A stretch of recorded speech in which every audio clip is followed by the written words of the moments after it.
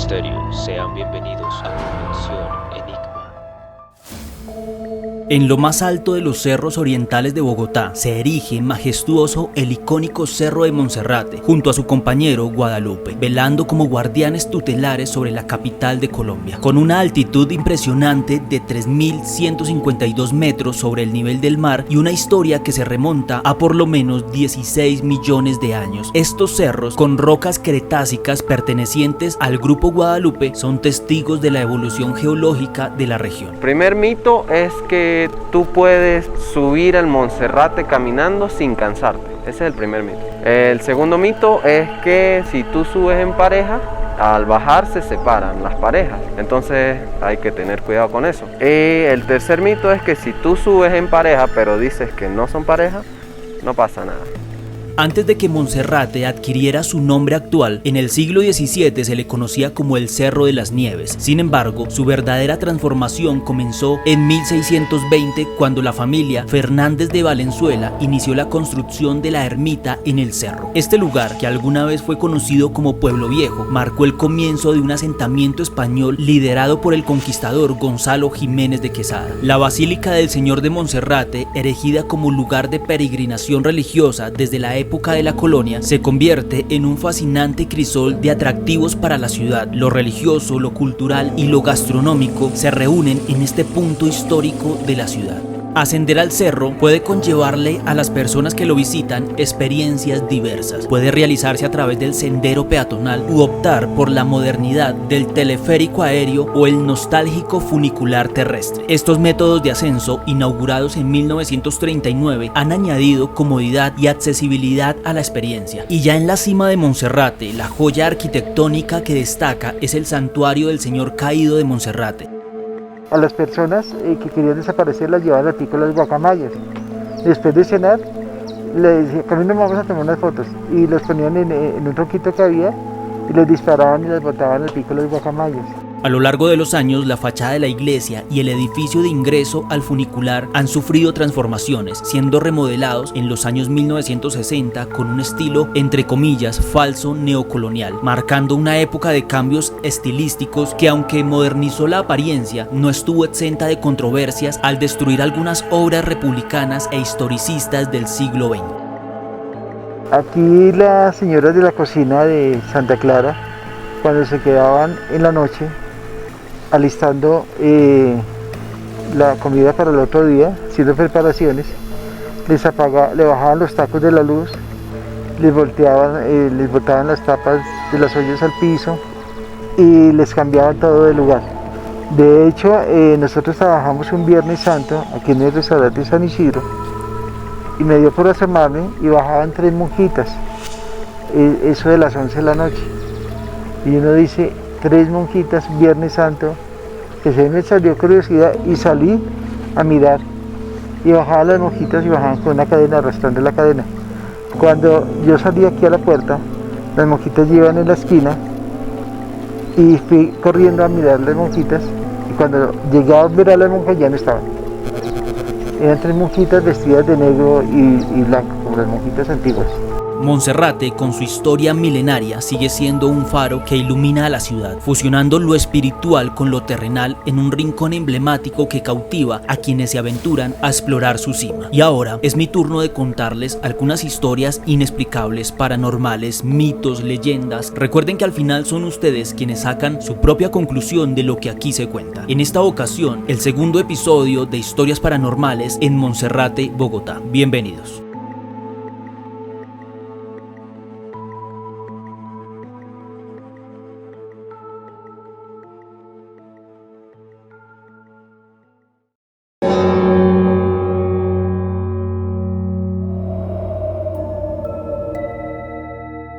Durante la conquista española en el siglo XVI, los indígenas muiscas escondieron muchos tesoros en cuevas, huecos y cerros inclinados alrededor de Bogotá. Uno de estos tesoros fue escondido en una cueva del Cerro Guadalupe y hay quienes afirman que también en el Cerro de Monserrate. Era un venado de oro de tamaño natural junto con numerosas joyas indígenas creadas por los muiscas. A finales del siglo XVII llegó a Bogotá un portugués aventurero llamado Diego Barreto, un aficionado a los juegos de azar, quien se enamoró de la bella bogotana Inés Domínguez, hija del comerciante Pedro Domínguez Lugo, quien era viudo. Dicen que cierta mañana, cuando la joven iba a misa, se conoció con Diego, que venía de una taberna. Esto fue amor a primera vista. Diego la visitaba cada tarde para conversar desde la ventana de la casa de Inés. Se escribían hermosas cartas de amor. Sin embargo, el papá de Inés se opuso a la relación de los dos jóvenes. Cuentan que cuando Diego le llevó una serenata a Inés, el padre de la joven lo atacó con su sable. Afortunadamente, el joven alcanzó a esquivar el golpe e hirió al papá de Inés, dejándolo casi muerto en la puerta de su casa. La casa de Inés y su padre estaba ubicada arriba del barrio Las Nieves, que limita al sur con el río San Francisco, al norte con la Recoleta de San Diego, al oriente con los pies de los cerros de Monserrate y Guadalupe y al occidente con la Alameda Vieja. Huyendo de la justicia, el joven portugués se fugó velozmente por los montes cercanos al cerro de Guadalupe y Monserrate. Ante un fuerte aguacero, se refugió en una cueva que estaba llena de vegetación. Al rato de estar allí, metido y con los ojos ya acostumbrados a la oscuridad del lugar, alcanzó a divisar un venado de oro sólido y tallado. Dicen que la riqueza era inmensa, pero no podía disfrutarla inicialmente por la persecución de las autoridades. Decidió entonces arrancarle los cuernos al venado y salió de la cueva dejando clavada su espada para saber que allí estaba el resto del tesoro. Desde ese lugar podía divisar perfectamente la iglesia de Veracruz. Caminó muchos kilómetros hasta llegar a los llanos del departamento del Casanare, seguro de que luego podía volver por su tesoro. Cuentan que Diego Barreto, en sus viajes por América, recorrió diversas regiones, pero siempre llevaba las ansias de volver por el resto del venado de oro. 4 años más tarde, regresó a Bogotá convencido de que nadie recordaría el delito que había cometido. Sin embargo, el mismo Pedro Domínguez, quien se había curado de las heridas, lo esperó en un callejón oscuro y sin salida, y lo atravesó con su espada. Don Diego murió de inmediato y se llevó con él el secreto del lugar donde se hallaba el famoso venado de oro. Desde entonces, muchas personas en Bogotá, a los que les cuentan esta historia, buscan el venado de oro que quedó como una leyenda en las cuevas del Cerro de Monserrate o del Cerro de Guadalupe.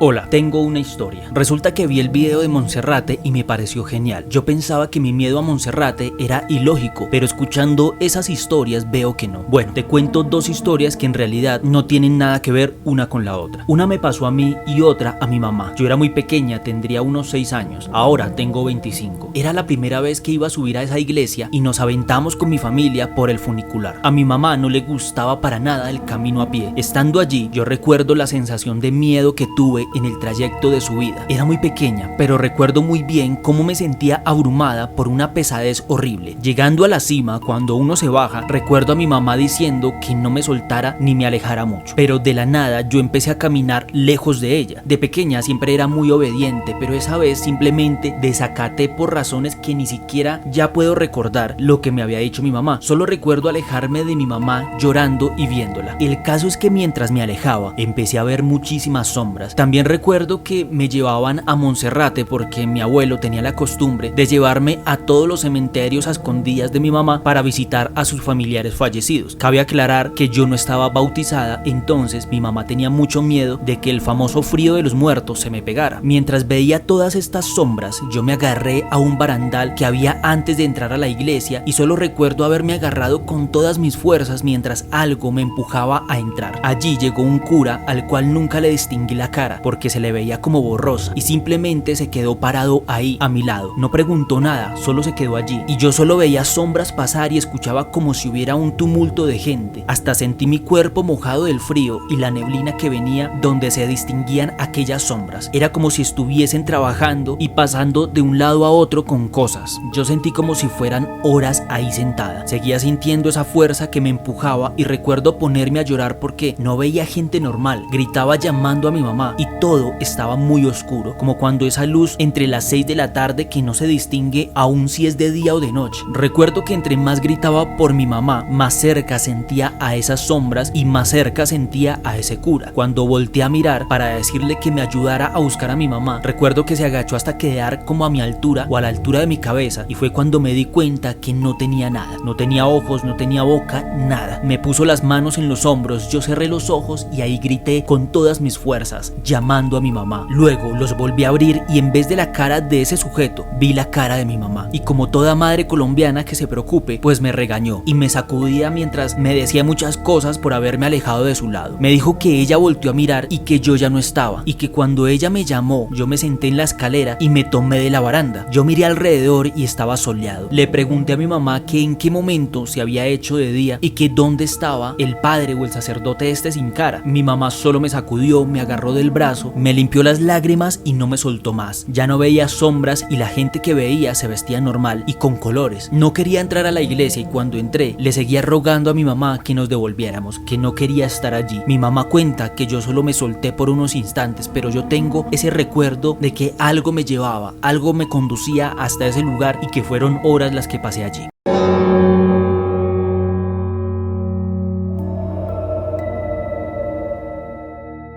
Bueno, la historia de mi mamá sí es breve. ¿Recuerdas que te dije que no le gustaba el camino por la escalera? Bueno, pues cuando ella tendría unos 14 años se fue por ese camino con todos los primos. Aún no habían escaleras, era camino destapado. A la prima de mi mamá le dieron muchas ganas de orinar y como dicen por ahí, le tocó a mi arbolito. Se separaron del grupo de primos y se entraron en un costado del bosque. Allí estaban planeando dónde se podían hacer para que mi mamá pudiera tapar a la prima mientras ella hacía lo que pues tenía que hacer. En todo caso, cuando ya vieron que no las veían los demás primos, apareció una señora. Mi mamá cuenta que era anciana y que les dijo: vayan detrás de ese otro árbol, ahí hay una cueva y en ese lugar puedes hacer. Mi mamá y mi prima le agradecieron y vieron muy práctico el lugar. En todo caso, cuando llegaron, la prima entró y mi mamá se volteó para hacerle guardia y avisarle por si alguien venía. Cuando voltea, la anciana ya no estaba y dentro de la cueva sonó un gruñido como si algo muy grande fuese a salir de allí. En ese momento mi mamá le dijo a la prima que la señora ya no estaba. Las dos se asustaron y mientras escapaban escucharon un claro grito adentro de la cueva que decía no, en un tono muy grueso. Voltearon a mirar y ya no había cueva, solo les alcanzó el aliento para llegar lo más rápido posible al camino y del susto, la que iba con ganas de ir al baño, pues ya sabrán, todos se burlaban de ella. Pero juntas prometieron no volver a separarse del grupo ni a irse por ningún sitio desconocido en esa montaña.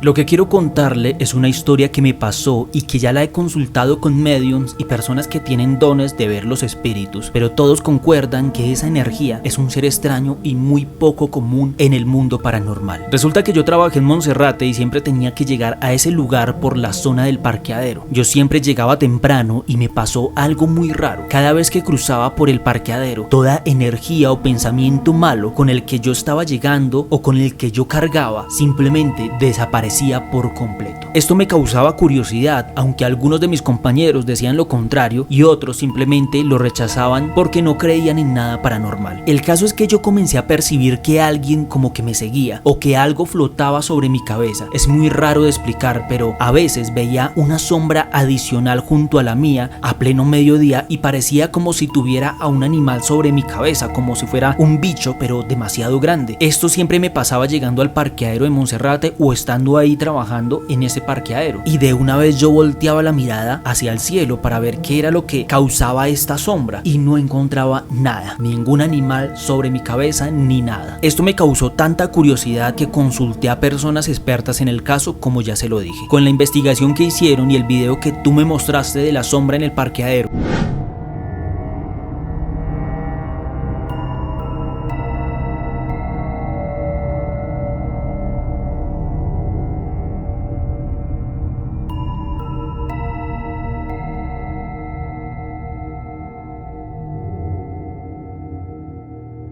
la medium dijo que era una larva astral, un ser elemental que se alimenta de la energía residual y los malos pensamientos que podemos tener, pero que tenía que tener mucho cuidado porque si yo o cualquier persona comienza a notarlo más seguido en este campo terrenal y 3D en el que estamos nosotros, se puede convertir en un ser malvado, ya que ellos no conocen la maldad ni el bien, solo existen y actúan según su naturaleza. Es como si fuera un animal pero del más allá. Pero pues tengo que decirlo que a mí sí me hacía bien, me quitaba la energía. Algunas otras personas que trabajaron conmigo decían que pasaba todo lo contrario y les mandaba energía negativa. ¿Y esto por qué sucedía? No tengo ni idea. Yo estoy seguro que eso que aparece en el video de las cámaras de seguridad es aquel elemental que se alimenta de nuestras energías malas, ya que tiene la misma forma en que yo lo vi, alargada y como una sombra. Gracias, Howard, por el espacio y por continuar a pesar de los inconvenientes que le generan otras personas del medio.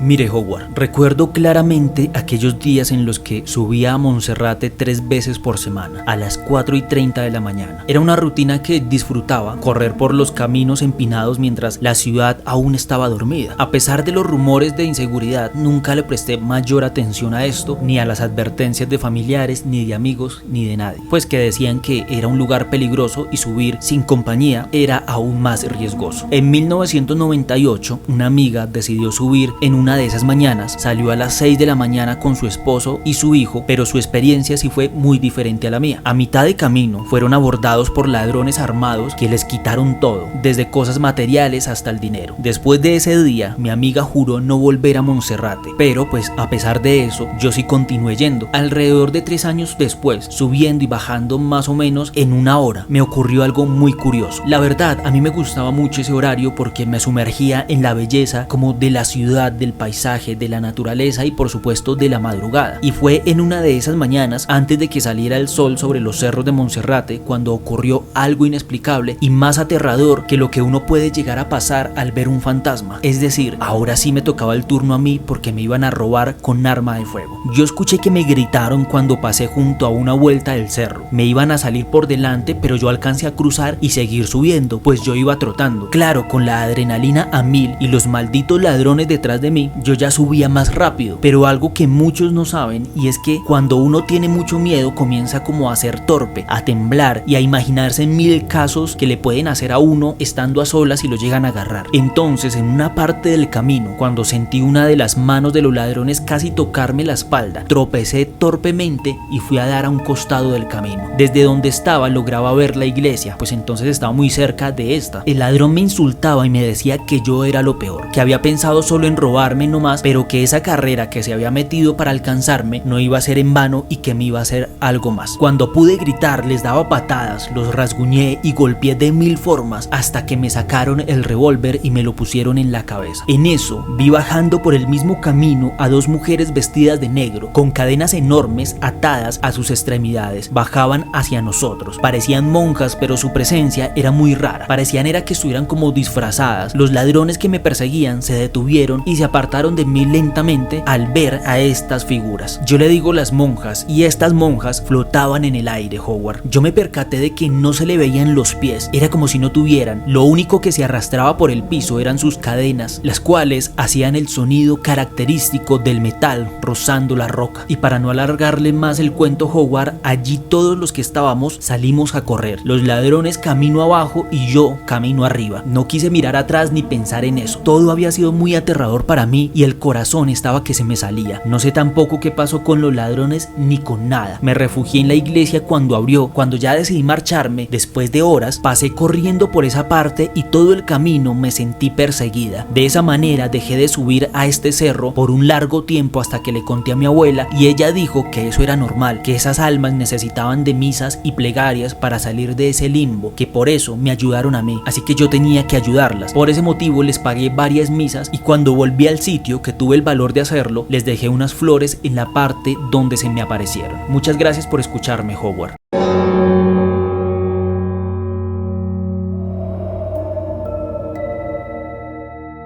Recuerdo cuando nos encontramos por este camino, Howard, y esperaba con nervios que contaras esto. Espero que puedas ordenar los hechos que acontecieron y que lo puedas aterrizar un poco para que la gente lo comprenda muy bien. Esto es bastante largo y espero no aburrir a las personas con mi historia. Todo comienza cuando tuve una familia hermosa, esposa, 2 hijos y nuestro hogar. Éramos tan felices y no lo sabíamos en ese momento. La vida cambia de un día para otro y no nos damos cuenta. Un día cualquiera todo comenzó a ser más difícil, económicamente y por supuesto energéticamente. Para ese momento estaba en mis 25 años, pero ya tenía hijos. Las deudas comenzaron a ahogarnos. Los problemas llegaban porque los niños se enfermaron muy seguido y no entendíamos qué sucedía. ¿Por qué nos estaba pasando esto si todo lo estábamos haciendo bien? A nadie atacábamos, con nadie nos metíamos y habíamos hecho un esfuerzo enorme por tener nuestro hogar propio justo cuando mi esposa quedó en embarazo. Y por supuesto muy jóvenes, algo que muy pocos podrán hacer por 1000 razones. No estoy diciendo que seamos mejores por eso. Entonces Howard, no entendíamos por qué Dios nos estaba abandonando. Mi desespero fue tan grande que al verme sin dinero tomé malos caminos por darle de comer a mis hijos. Todos los días estaba de mal genio y mi esposa muy deprimida. Podíamos ir a 1000 iglesias y no sentíamos paz, hasta que llegó algo peor. Es un miedo que creo que no está hecho para que el cuerpo humano lo pueda soportar. Llegué a mi casa y encontré a mi hijo muy enfermo. Me preocupé y salí a comprarle cosas para bajarle la fiebre. Acomodé un cuarto con todo limpio, le puse ropa blanca y adicional a eso comencé a orar. Le pedí a Dios que lo protegiera, que nos ayudara, mientras yo entraba en llanto porque ya no podía más. Justo estaba en eso cuando con mi esposa vemos que la ropa de nuestro hijo tomó un tono rojo en uno de sus costados. Decidí verle rápidamente qué pasaba y algo que no pudimos ver había atacado a nuestro hijo al punto de hacerlo sangrar en un costado de su pecho. Tenía marcados 3 números que son considerados del diablo. Junto a esto, mi hijo comenzó a sufrir de un dolor más fuerte y se estaba ahogando. Abracé a mi hijo y salí corriendo para el hospital. Allí lo trataron rápido y al rato nos preguntaron que él por qué tenía esa cicatriz y que en realidad qué le había pasado a él. Nosotros hablamos que él venía sufriendo como de unos achaques, y no solo él sino nuestro otro hijo y también nosotros, pero no sabíamos de qué herida estaba hablando, si era la de los números o de qué. Pues él hablaba de una cicatriz, no de una herida, pues no hacía mucho que había ocurrido esto y nos hizo pasar para que viéramos la cicatriz. Ahí estaban estos números en el costado de la piel de nuestro hijo, pero parecía como si los llevara desde hacía mucho tiempo. Pues dicho y hecho, era una cicatriz muy grande, como de años. Le explicamos al doctor, pero no nos creyó y nos dijo que se comunicaría con el bienestar familiar. Discutí, me enfrenté a todos y no pude más con la vida. Aquí es donde entra el Cerro de Monserrate. Yo había escuchado que algunas personas ingresan allí para acabar con su existencia, y eso quería hacer yo. La vida estaba siendo tan injusta conmigo que lo único que deseaba era desaparecer. Comencé a subir el cerro a una hora en la que ya no hay casi gente. Estaban a punto de cerrar, pero como yo iba sin intención de turistear ni tenía ningún afán, pues me adentré allí y me preguntaba cuántas personas vivas y que lo estuvieron pasaron caminando por este lugar en el cual yo estaba transcurriendo en ese momento y con la idea de pasar al más allá. Me detuve en una parte en la que podía ver la ciudad, lloré y maldije todo a mi alrededor. Ya había caído la noche y hacía rato no bajaba nadie ni subía nadie. Luego de un rato llorando escuché que alguien me llamó desde la parte de atrás, me dijo mi nombre y todo. Yo me giro y veo a una pareja, un joven y una chica tomados de la mano. ¿Los conozco? Y la chica me respondió lo siguiente: tu problema está en quienes tienes a tu alrededor. ¿Qué? ¿Cómo se llaman ustedes? ¿Y qué van a saber ustedes de mí y por qué me dicen todo esto? Allí tengo que ser muy sincero y los insulté. Pero luego de esto pensé que también me iban a insultar o que simplemente se iban a marchar, pero no, se quedaron allí y el chico dijo: ella nos mandó a darte un mensaje. Traté de dar unos pasos en su dirección, pero cada paso que daba, ellos se alejaban un poco. Esto comenzó a parecerme muy raro y me dio mucho miedo. ¿Ustedes son turistas?, pregunté en voz baja, pues su apariencia no parecía la de un colombiano o la de un latino. Y me dijeron ellos: acércate a ella y entenderás lo que pasa. La pareja se giró, caminó un poco y se perdieron en la oscuridad. Esa noche bajé corriendo como loco, corrí por las calles y cuando llegué a la casa me escondí. No le conté a mi esposa y ni tenía cabeza para pensar en lo de mis hijos. Esto lo superaba en gran escala. Decidí hacerme cargo del problema con mi hijo, pero a cada lugar donde nos citaban todo salía mal y su salud tampoco mejoraba, hasta que decidí contarle a mi esposa lo que me pasó en el Cerro de Monserrate. Ella lo tomó como una señal divina, dijo ella, porque decía que podía ser la señal que tanto le había pedido a la Virgen y me pidió que fuéramos donde habían ocurrido los hechos. Así lo hicimos, llegamos, le mostré dónde ocurrió y también le señalé para dónde se fueron esta pareja y también, por supuesto, lo que me dijeron,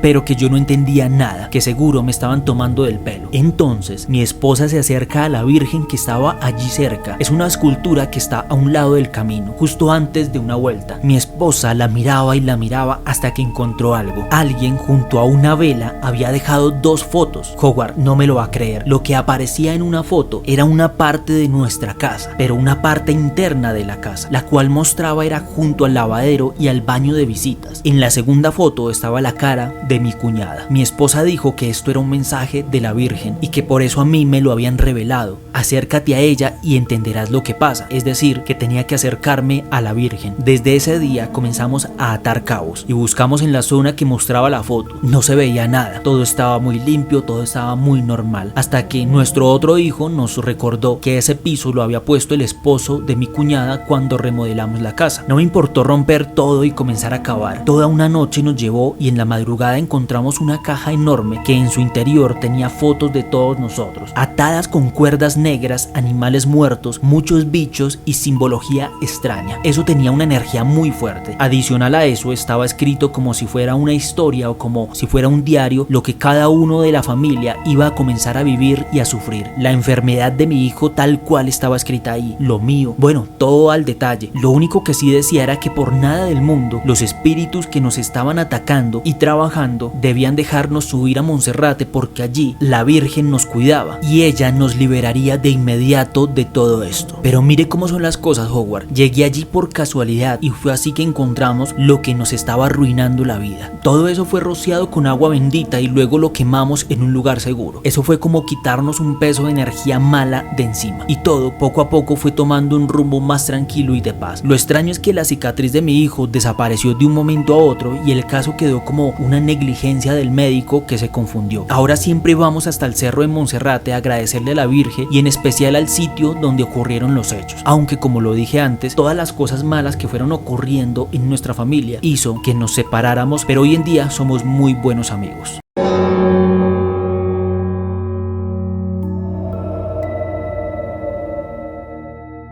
Bueno, Howard, yo desconozco si lo que me pasó a mí tiene algo que ver con el terreno, es decir, que sea producto del cerro y esas energías surjan de él, o que sea yo quien carga con todo esto. Pero mi relato en sí es muy sencillo y quiero compartirlo con ustedes. Yo he sido un hombre que ha salido de varios ataques de brujería impuestos y otros creados desde lo lejos, desde muy pequeño incluso por parte de una familiar. Esto hizo que cuando llegara a trabajar en seguridad a este sitio de Bogotá, algunos compañeros me indicaran que en ese lugar se presentaban hechos paranormales, pero que no podían hablar del tema porque el administrador de Monserrate, un cura, haría que nos echaran del trabajo. Pero todo esto me lo dijeron en el primer día sin que yo preguntara nada. Pensé que es por esta energía que tengo de atraer cosas del más allá a mi vida o sobrevivir a ataques, como dije antes, y siento que las personas me confían mucho estos temas extraños e inexplicables cuando me tienen al lado. Lo que voy a decir a continuación implica a otras personas que aún trabajan allá y por eso quiero no mencionarlas con sus nombres para no perjudicarlas, pero esas personas vieron lo que yo aquella noche también vi y escuché en Monserrate. Fue una noche normal de turno de vigilancia y ya, pero en algún momento en el que yo conté algo fuerte de brujería a mis compañeros, fue algo que me hicieron a mí personalmente, el ambiente cambió drásticamente y comenzaron los ruidos a nuestro alrededor. No eran ruidos animales, no eran ruidos habituales, puedo decirlo. Tanto fue el tema de los ruidos complejos y raros que pensamos que se habían metido algunos ladrones o gente que no había querido bajarse del cerro, así que cada quien tomó una ruta para verificar qué podía estar pasando. Avisamos a la central e hicimos ese trabajo de recorredores. Yo llegué a una zona donde hay unos juegos como de parque, todo normal. Me quedé ahí y al rato sentí que alguien me miraba o una presión fuerte atrás de mí. Me giré y vi cómo esos juegos que estaban allí en ese lugar se movían solos, pero en cuestión de segundos fue nomás yo haber cruzado frente a ellos y luego girarme para ver cómo algo o alguien los movía.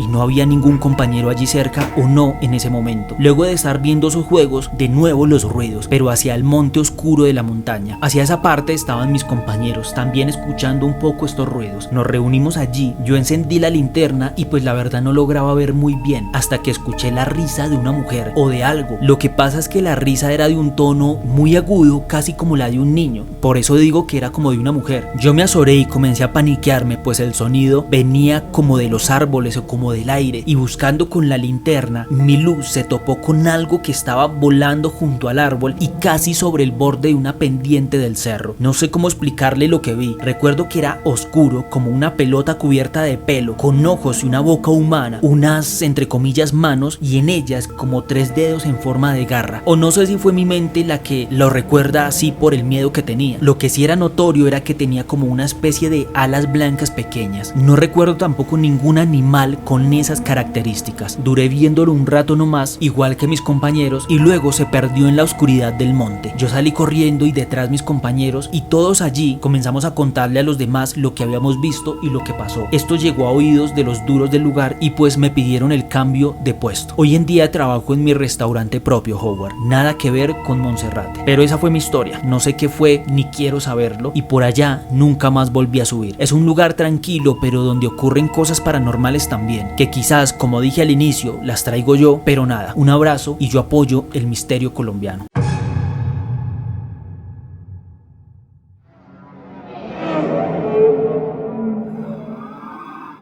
Y hasta aquí este video. Si les gustó el video, no olviden comentar qué historia les gustó, compartir este material con una persona que usted crea deba escuchar estas historias, o si desea enviar una historia inexplicable que le ocurrió a usted para que aparezca en este canal, lo puede hacer a través del siguiente correo electrónico que aparece aquí en pantalla, o a través de mi página oficial de conexionenigma.com/cuenta tu historia. Recuerde seguirme en todas las redes sociales, las cuales van a aparecer en esta parte de la pantalla, para que no se pierda de noticias, novedades y más contenido inexplicable desde el periodismo paranormal aquí en Conexión Enigma. Recuerde que en este canal contamos historias inexplicables, sobrenaturales, pero también ayudamos a las personas a hacer denuncias desde el lado del periodismo. Así que si usted tiene una denuncia que hacer o un caso que contar, también me puede escribir al correo electrónico que aparece aquí en pantalla. Juntos, de esta manera, podemos hacer una crónica de su caso o denuncia para que puedan obtener ayuda o visibilizar una problemática social y que a nadie más le ocurra algo similar. Por último, y no menos importante, toda esta información que les acabo de dar la van a encontrar